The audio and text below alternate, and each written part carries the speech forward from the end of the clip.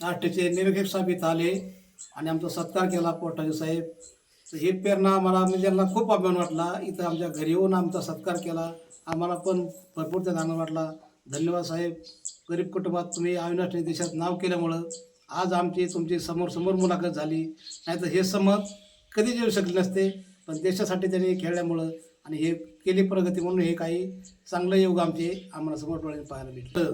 तर आईवडिलांनी मुलांना संघर्ष असा दिला पाहिजे की त्याचे शाळेत जाण्याचं, खेळाचं, प्रॅक्टिसचं सगळं काय संघर्ष दिला पाहिजे. त्याच्याशिवाय आपली परिस्थिती बदल होणार नाही. आणि काही पालक काय करतात बाबा, शिक्षणात त्याला दबाव जास्त देण्यात, अभ्यास जास्त करण्याला लावण्यापेक्षा स्पोर्टमध्ये जर मुलगा टाकला तर त्या स्पोर्टमधून जगात नावलौकिक होऊन जाईल आणि आपल्या देशाचं नाव आणखीन वर उंचवून अशी प्रत्येक पालकाने आशा केली पाहिजे की आपण आपल्या मुलाला स्पोर्टमध्ये पाठवायचा प्रयत्न 100% करावा. हीच माझी नम्र विनंती आहे सगळ्या ग्रामस्थ पालकांना की आपल्या मुलाला तुम्ही स्पोर्टमध्ये टाका. देशात नाव उंचवून आणि मुलाची भरपूर चांगली प्रगती होईल.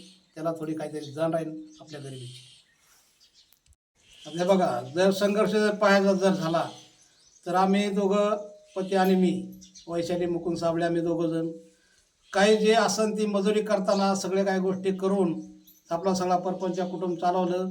अविनाश तर छोटा होता, त्याला काही त्या गोष्टीचं माहीत पण नव्हतं. पण संघर्ष त्याने असा पाहिला आमच्या कुटुंबामधला.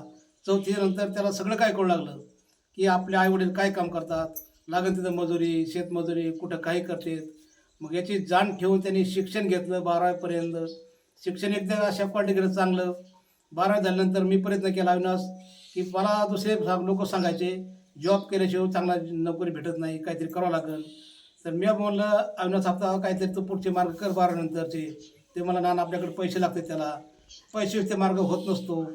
मग म्हणलं आपल्याकडे जमीन थोडी जमिनीकडून भागणार नाही, मी पाहतो काय करायची. मग असे प्रयत्न करता करता त्यांनी स्पोर्टमध्ये जायचा निर्णय घेतला. आर्मीत भरती जॉईन झाला. जॉईन झाल्यावर नोकरी जी केली 2-4 वर्षे, पण त्याच्यावर थांबला नाही. त्यांनी पुढचे पोटकडे लक्ष देऊन आज हे देशाचं नेतृत्व करतोय. भरपूर कष्टाची मेहनत घेऊन सगळ्या संघर्ष करून काही गोष्टी त्यांनी देशात एवढी नाव कमावलं, मानवर उंचावली. आम्हाला भरपूर आनंद वाटतो अविनाशबद्दल की आपण साधे गरीब कुटुंबातले माणसं पण खरोखरच अविनाशने आपल्या संघर्ष पाठीमागच्या जाण ठेवून पुढं नेतृत्व करून दाखवलं. आणि देशात पण प्रत्येक पालकाला आपली एक नम्र विनंती सांगणे, आपल्या मुलांना तुम्ही स्पोर्टमध्ये पाठवून काहीतरी संघर्ष करतील मुलं, ह्याची नक्की तुम्ही कळकळ घ्या. असा शिक्षणात दबाव देण्यापेक्षा तुम्ही 100% स्पोर्टमध्ये पाठवून तुम्ही मुलं पुढचं काहीतरी नेतृत्व घडवतील असं मला 100% विश्वास आहे. ओके, बढिया.